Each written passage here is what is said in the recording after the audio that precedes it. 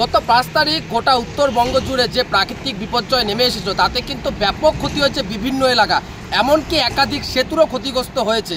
গয়েরকাটা বানাহাট ব্লকে যদি গয়েরকাটার কথা বলা হয় তাহলে গয়েরকাটার এশিয়ান হাইওয়ে 48 নং সড়কের উপরে থাকা আংরাবাসা সেতুরও কিন্তু ব্যাপক ক্ষতি হয়। তবে ইতিমধ্যেই কিন্তু সেই আংরাবাসা সেতু মেরামতির কাজ কিন্তু শুরু করেছে এশিয়ান হাইওয়ে 48 নং সড়ক কর্তৃপক্ষ।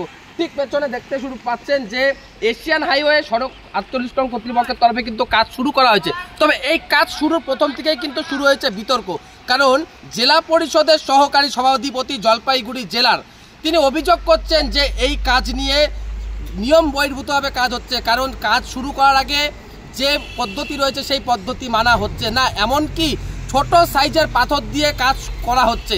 এখন দেখার বিষয় শেষ পর্যন্ত এই জেলা পরিষদের সহকারী সভাধিপতির যে অভিযোগ সেই অভিযোগকে কতটা গুরুত্ব দেয় এশিয়ান হাইওয়ে 48 নং সড়ক কর্তৃপক্ষ, নাকি নিয়ম বহির্ভূতভাবেই কাজ আবার চলতে থাকে।